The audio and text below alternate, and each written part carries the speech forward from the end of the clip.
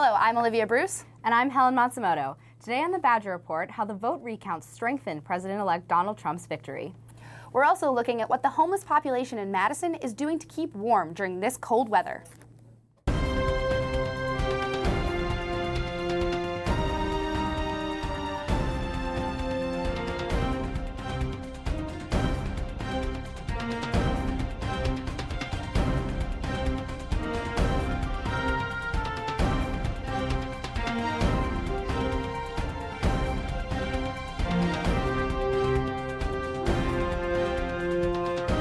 From Vilas Hall on the UW-Madison campus, this is the Badger Report.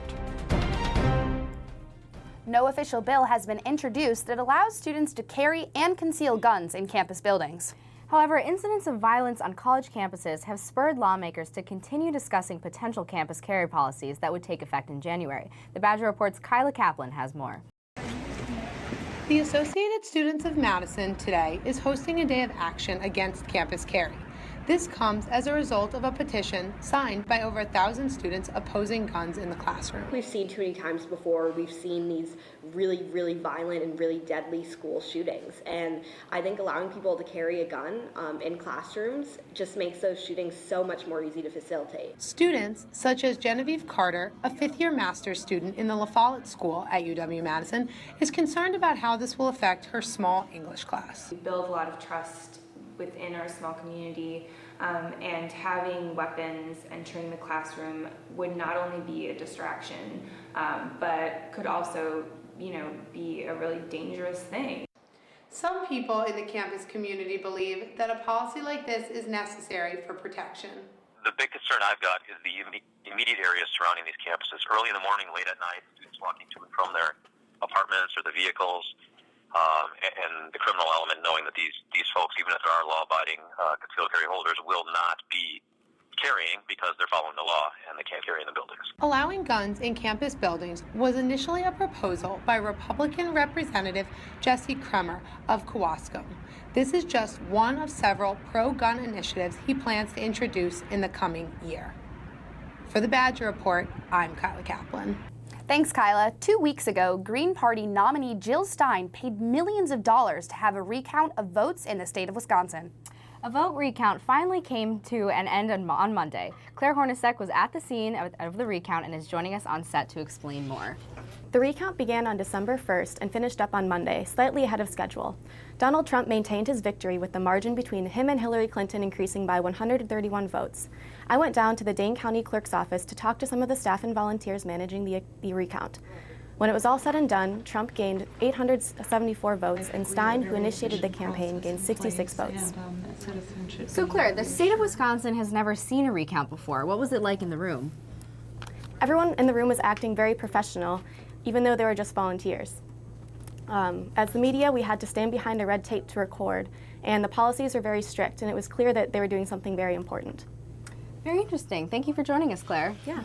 It is almost 3 years since 2 Wisconsin girls were charged with the attempted murder of their classmate by luring the then 12-year-old victim into the woods and stabbing her 19 times.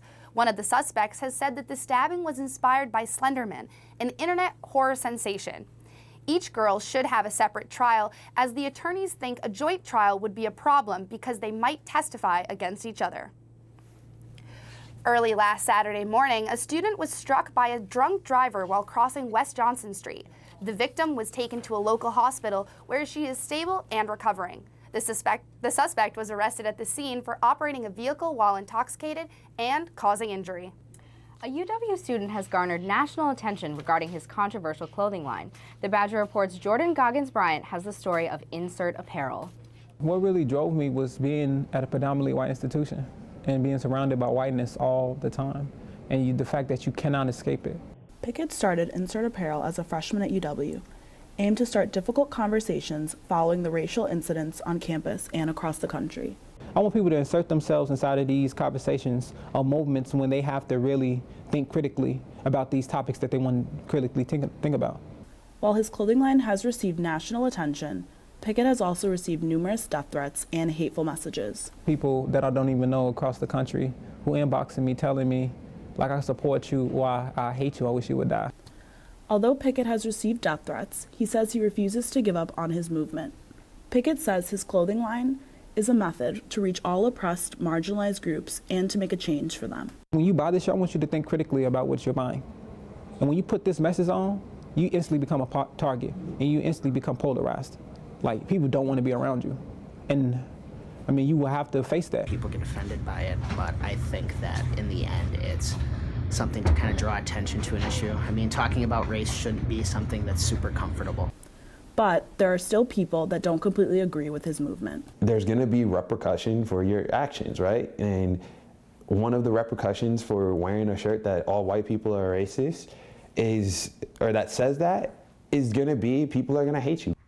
Regardless of responses, Pickett says he still plans to release new clothing line on his website and that his job as a social activist is not done.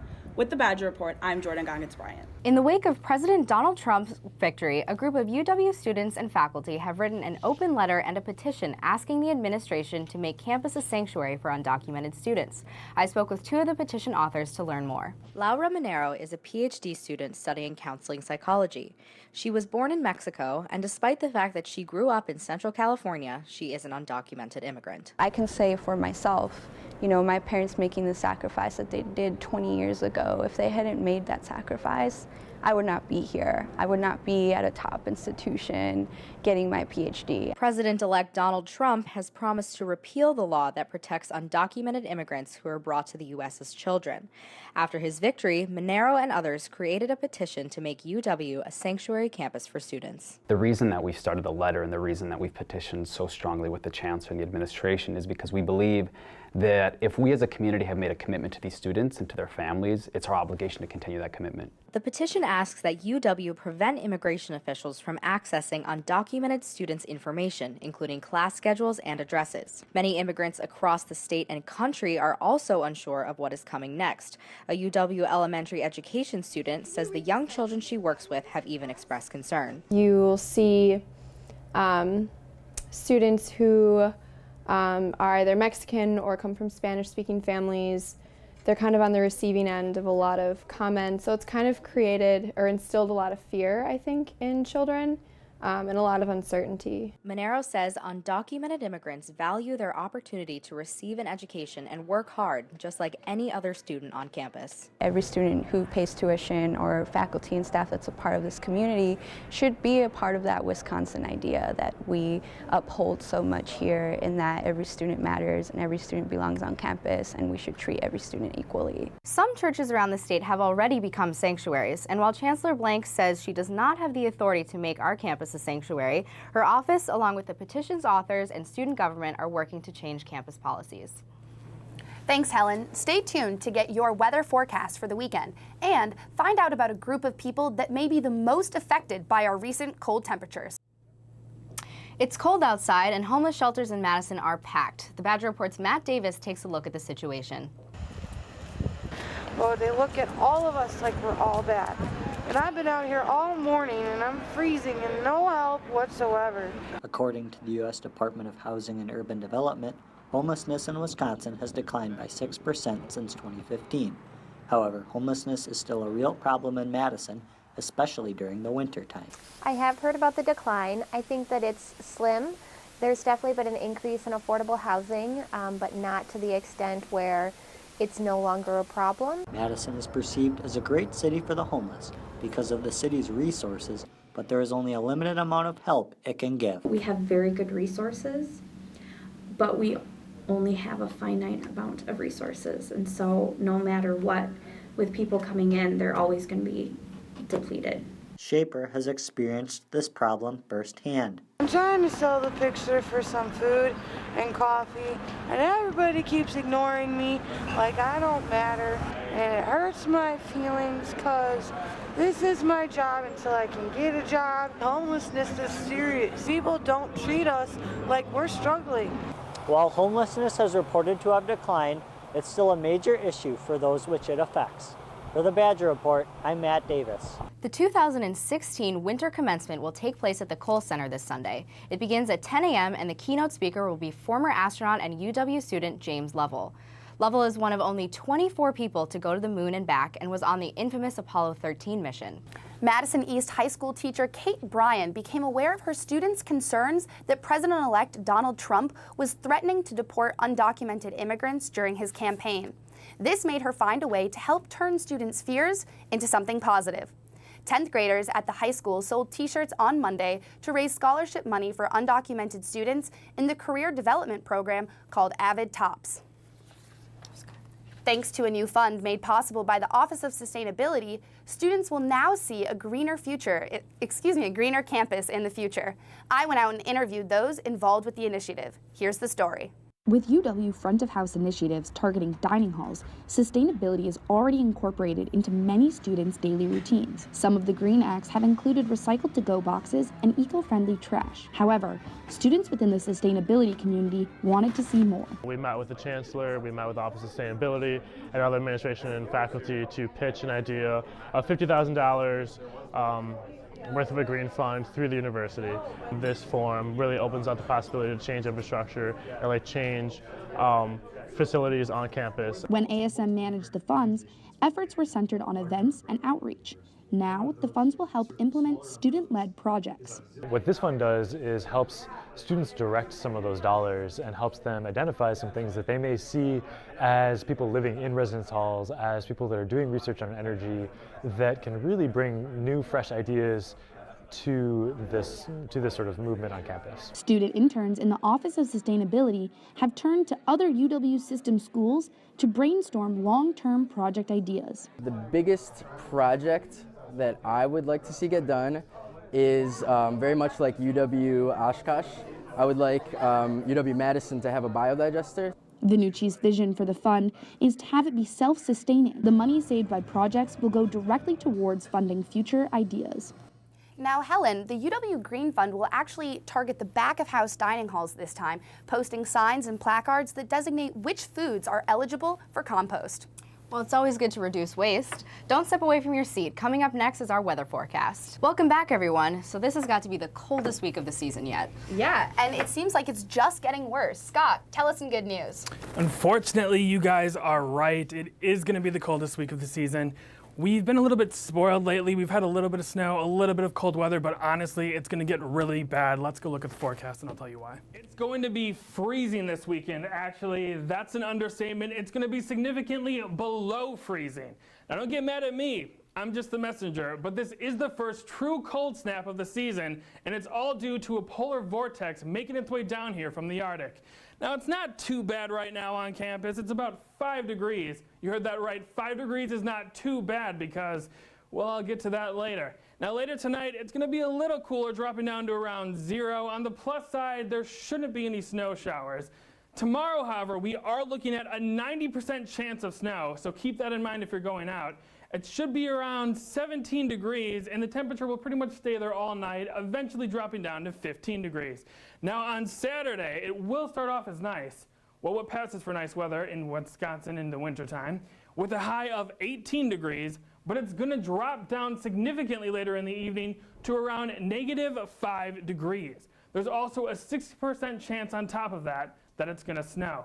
And on Sunday, you should probably just stay inside if you can help it. Remember I said 5 degrees wasn't bad? Well, we're looking at a high of -4, and it could get as cold as -15 degrees. Yes, that's 15 degrees below 0. Now, if you have to go outside on Sunday, please bundle up. That is dangerously cold weather. We're looking at a wind chill of -33 degrees, and in those conditions, exposed skin can start to develop frostbite in as little as 10 minutes. Now, as I said, don't blame me. I'm just reporting these temperatures. Well, thank you, Scott. I just hope the weather warms up soon. A mother-daughter duo are making blankets in honor of their grandfather this holiday season. When not studying, UW-Madison student and co-founder of Blankets of Love by Rachel Gold spends a lot of time trying to put those blankets in need. So my mom and I started Blanketed by Love in 2015. We started in memory of my grandpa. He passed away in April from cancer, and we kind of saw him going through hospice, and we saw really what these patients needed and how most of it's just comfort and support. And so we decided to start Blanketed by Love to help those in need of comfort, and so we deliver blankets. This past year, from 2015 to 2016, our original goal was to deliver 500 blankets, but we broke 1,000. So my mom and I are really excited about that, and our goal for next year is going to be 2,000. And we do a lot of different projects, and so they range. We kind of let people pick how many they want to make, but normally we make like 50 on average at a project. I really hope that we can make it an official nonprofit one day. There's kind of a lot of work that goes along with that, with the taxes and just really establishing yourself, but my mom and I are definitely working on it, and my major is community and nonprofit leadership, so I'm hoping with my major I'll learn a lot more about how to establish this and how we can go further and make it something even bigger in the future. Coming up after the break, Sasha Mollis brings us sports. We'll also take a look at how some people started the winter with a splash. Now it's time for our sports update, and Sasha Mollis is joining us on set. Boy, it has been an up and down week for the Badgers. It certainly has. It was an exciting but heartbreaking weekend in Badger sports, and the women's volleyball team is the perfect example. Wisconsin women's volleyball had a great run in the NCAA tournament. On Friday, in the Sweet 16, Wisconsin faced Ohio State, beating the Buckeyes 3-2, sending the Badgers to the Elite Eight. Saturday, UW faced Stanford. The Badgers were up 2-0 in the half, but ended up losing in the last 3 sets. It was a heartbreaking end for Badger seniors Lauren Carlini and Haley Nelson, who played major roles in the team for 4 years. The seniors predict great things for the future of Wisconsin volleyball and are proud of their accomplishments this season. Even though the volleyball team lost, the UW men's basketball team is on a roll and is currently ranked number 14th in the country. Wisconsin beat rival Marquette 93-84 in Milwaukee Saturday with notable performances by younger men on the team, Khalil Iverson and Ethan Happ. Last night, Wisconsin beat Green Bay 73-59. Nigel Hayes scored 24 points. Zach Showalter added 16 points, including a career high with 4 3-pointers. The Badgers' next game will be on Friday, December 23rd against Florida A&M. The UW women's hockey team played their final game of 2016. 5 different players scored a #1 Wisconsin women's hockey 5-0 win over Ohio State. The Badgers' next game is January 6th as they continue to prepare for the NCAA tournament. In other news, most people don't know this, but you can actually surf on Lake Michigan, even during the winter. The Badger Report's Scott Behrens has a story. I've surfed California, Mexico, Hawaii, China, Taiwan, France. My favorite place to surf is Lake Michigan. Local surfers received an early gift this holiday season thanks to a winter storm that rolled through Milwaukee. Small craft advisory in effect through Monday morning. Waves 2 to 4 feet. And although it was a little dangerous to get to the beach, Hazardous driving conditions are expected due to snow-covered roads and reduced visibilities. surfers like Jake Brissett, the owner of Lake Effect Surf Shop in Shorewood, say the crazy weather just adds to the fun. That's what's great about surfing is it's not just going out in the water, it's almost creating an adventure and an experience. And although the adventure is what makes surfing so exciting, Jake acknowledges that it can also be dangerous. There's always times that it can get sketchy out there. It is the lake, it's cold, it's windy, sometimes you feel out of your element or a little bit in danger. Fellow surfer, Jake's wife and co-owner of the Lake Effect Surf Shop, Elena Brissett, says despite the danger, she's okay with Jake surfing in rougher weather. Obviously I get nervous, but I'm confident in his skills and his knowledge about the dangers and what to do. So if it's dangerous, why do it? It's fun. Why wouldn't you surf, I guess is the real question there. I mean, for me it's just, being able to catch a wave and, an element of nature, riding on an element of nature is just something way cooler than anything I've ever done. In the water today I was just thinking, I hope there's never a day that I can't surf. I hope I never get too old to where my body can't surf anymore. For the Badger Report, I'm Scott Behrens. Thanks, Scott. Friday was the Wisconsin Annual Football Banquet. Safety Leo Musso received the Most Valuable Player Award. He was an integral member to UW's secondary, which led the nation in interceptions. TJ Watt was named Defensive Player of the Year, and Corey Clement was voted Team's Offensive Player of the Year. Make sure to tune into bowl games as they are quickly approaching. The UW Badgers will take on undefeated Western Michigan in the Cotton Bowl Classic on January 2nd, noon Central Time in Arlington, Texas. That's all in sports this week. Thank you, Sasha. Coming up next, is faster travel in your future? We'll meet a group of Badgers who think so. Stay with us. Hyperloop transportation might be closer than we think, thanks in part to UW-Madison's Badger Loops project. Eric Amican, a UW-Madison student, spends most of his time in the lab. So I am the electrical team lead, so I oversee all the different electrical systems on the pod. There are 5 of them actually. The original idea came out from Elon Musk back in 2013. So the original proposed tube connected San Francisco and Los Angeles. So this is normally about a 6-hour drive time, and the Hyperloop ride would be about 25 minutes. So you travel at 760 miles per hour over the course of the run. So we do actually have one specific aspect of our pod that we think could have big implications for the rail industry, something we call a Halbach wheel. And this was something that was actually invented here at UW back in 2006 by a PhD student named Dr. Bird. We've come up with a lot of good applications for the Halbach wheel, and we think that it could make a breakthrough. So in about 5 weeks, we will bring the pod down to California at SpaceX's headquarters, and we, along with the other 20 or so teams that have made it this far, are going to take turns launching our pod down the tube, and this will actually be the end of competition 1 for us. And that concludes another edition of the Badger Report and our last show. That's right, Helen, and we want to thank Peter Kleppen, our director, and the crew of Wisconsin Public Television for all their work. I'm Helen Matsumoto. And I'm Olivia Bruce. Thank you so much for watching us. And happy holidays.